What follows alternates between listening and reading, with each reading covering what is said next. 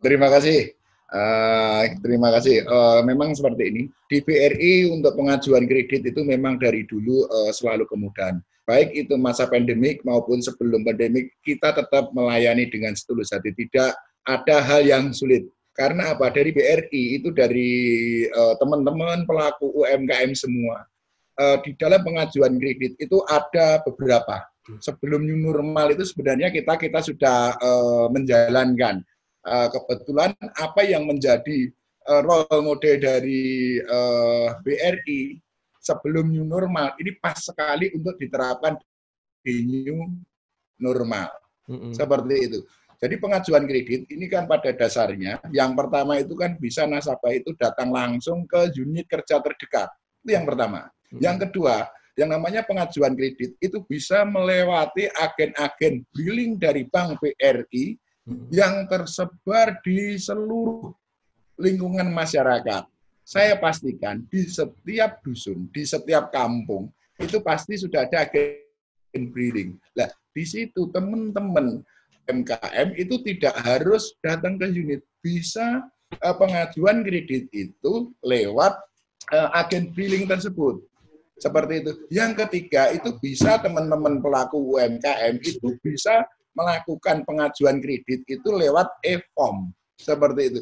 Jadi cukup pengajuan e-form nanti dari teman-teman pelaku UMKM di situ bisa mendownload dari HP-nya masing-masing. Jadi nanti tinggal masuk masuk ke Google e-form BRI masuk. Nah, ini salah satu contohnya. Nah, di sini nanti teman-teman pelaku UMKM sudah bisa mengajukan kredit itu di aplikasi e-form lewat HP yang teman-teman UMKM pegang. Nah, nanti di dalam e-form ini akan banyak sekali ya, dari pembukaan rekening, transaksi penyetoran, transaksi penarikan, transfer ke rekening BRI, registrasi CMS, registrasi di BLK, dan lain sebagainya. Dan di sini ada pengajuan informasi, di sini pengajuan pinjaman. Tinggal masuk aja, klik di pengajuan pinjaman itu untuk e-form. Dia pengajuan lewat e-form. Jadi teman-teman pelaku UMKM, sahabat-sahabat saya, itu tidak perlu untuk ribet, wah saya harus ke kantor membawa pendaftaran berkas, fotokopi KTP, dan lain sebagainya ke BRI, harus ngantri, tidak perlu. Cukup e-form, di sini nanti sudah ada syarat dan ketentuan, tinggal teman-teman nanti tinggal ini aja pengajuan, klik setuju. Nah, di sini. Nah, dari data yang sudah masuk itu nanti data yang sudah masuk kita terima, nanti akan secepatnya kita tindak lanjuti oleh teman-teman mantri di lapangan. Jadi pada saat pandemik dan sebelum pandemik kita tidak ada masalah. Jadi tetap mudah untuk diberi karena memang kita bekerja untuk setulus hati melayani teman-teman semuanya. Seperti itu, Pak. Pak Haryono. Ya, itu berarti di Google aja Pak Heru ya, e-form gitu ya, nanti e-form BRI gitu ya? Ya, betul. Oke, berarti kan dari sisi apa ya, teknis sudah sangat memudahkan ya, termasuk juga mendukung di tengah pandemi ini. Pak Heru, kalau ini kan rata-rata kan orang yang mau ngajuin kredit itu kan kadang-kadang terkendala mungkin di soal jaminan gitu. Nah, mungkin kalau dari BRI sendiri kredit yang diberikan itu berapa macam, kemudian apakah juga harus pakai jaminan atau jaminannya minimal apa, itu seperti apa Pak Heru? Jadi kalau untuk kredit di BRI yang namanya jaminan itu wajib. Jaminan itu apa? Jaminan itu adalah usaha yang dibiayai. Jadi harus mempunyai usaha dulu.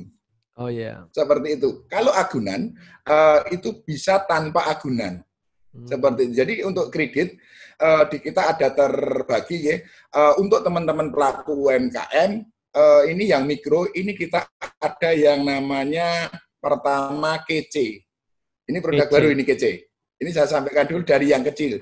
Jadi kece ini bisa diangsur teman-teman UMKM ini bisa ngangsur itu mingguan. Seperti itu. Bisa mingguan. Kece itu kepanjangannya apa Pak Heru? Kredit cepat. Oh kece Kita kayak ada keren yang namanya gitu. kredit cepat. Iya. Kayak keren itu ya kece. Iya. Oh iya ya. Iya. Jadi teman-teman misalkan untuk ini untuk usaha-usaha yang candak kulak, teman-teman bisa untuk ngambil kece dan itu untuk angsuran bisa mingguan bisa seperti itu. Ada yang namanya kredit usaha rakyat KUR. Seperti itu. Ini luar biasa keterpihakan dari pemerintah terhadap teman-teman pelaku usaha mikro dan kecil. Di sini pemerintah mengucurkan KUR dan kami menyalurkan KUR itu Bank BRI terbesar. Seperti itu. Nah, dari KUR ini yang jelas teman-teman perlu teman-teman pahami, kalau teman-teman itu sudah mempunyai usaha, sudah berjalan selama 6 bulan, berarti teman-teman sudah berhak, sudah bisa secara, itu sudah bisa untuk mengajukan kredit. Seperti itu. Tidak usah berpikir keagunan. Yang penting usaha itu sudah berjalan dengan baik. Seperti itu. Nah, terus yang selanjutnya kita ada yang namanya Kupedes. Ada kredit komersial, itu ada Kupedes. Nah, di Kupedes ini untuk teman-teman tani atau teman-teman pedagang, lah ini menjelang Lebaran Idul Adha ini, kita ada yang angsuran itu, ada yang angsuran bulanan, ada yang namanya angsuran itu istilahnya musiman, atau yang terkenal dengan teman-teman tani adalah pinjaman angsurannya yarnen, atau dibayar di saat waktu panen.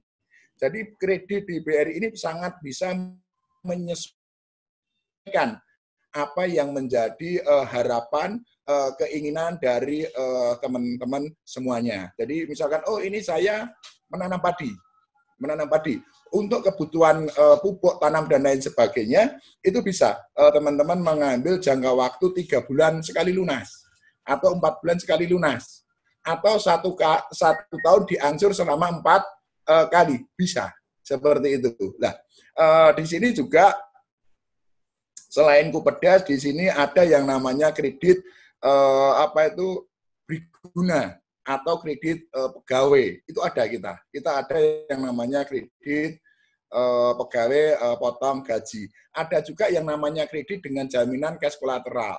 Jadi Bapak Ibu, teman-teman pelaku UMKM, kita selaku UMKM kita harus paham betul. Berkasnya itu apa saja PRU yang biasanya ya contoh bisa dicontohkan, misalkan untuk kredit KUR itu syaratnya apa saja, KTP apa saja gitu.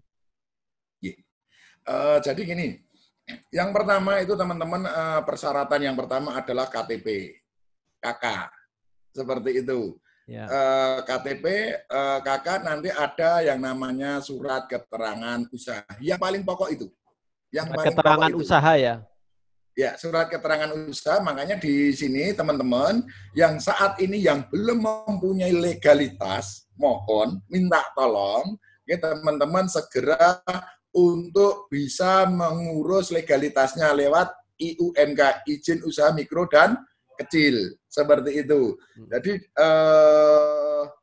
bisa nanti lewat surat keterangan usaha baik dari RT atau dari kelurahan, atau kalau teman-teman memang sudah mantap dengan usahanya dan pengen teman-teman itu mewujudkan UMKM unggul, silahkan teman-teman untuk segera lengkapi legalitasnya. Cari IUMK. Seperti itu Bung Daryono. Ya, tapi kalau belum punya IUMK itu tadi bisa pakai surat keterangan dari kelurahan ya Pak Heru ya? Ya, dari kelurahan atau dari RT. Dari RT. Bisa dari RT, bisa dari kelurahan. Surat keterangan usaha itu yang menunjukkan kalau teman-teman betul-betul mempunyai usaha tersebut Bung Daryono. Ya. Berarti kan syaratnya cuma KTP, KK, sama surat keterangan itu. Ya, surat keterangan dari usaha. Ya, itu yang pokok dulu. Dan nanti bisa yang namanya agunan itu nanti akan ada, bisa tergantung kita lihat kreditnya. Apakah nanti ada sertifikat, apakah yang dipunyain BPKB, kan seperti itu. Nanti kita lihat di lapangan agunannya, nanti kita dilihat di lapangan. Tetapi sebagai persyaratan itu, dan untuk teman-teman, tolong juga lengkapi NPWP. Ya, seperti itu. NPWP, jadi ya. wajib tolong ya dari teman-teman, karena kita sebagai warga negara yang baik, kita hukumnya wajib fardu ain untuk bisa ikut peran serta membayar pajak ke pemerintah. Oke. Gitu Bung Daryono. Siap, ya. Terima kasih sudah nonton. Jangan lupa like, subscribe, dan share ya.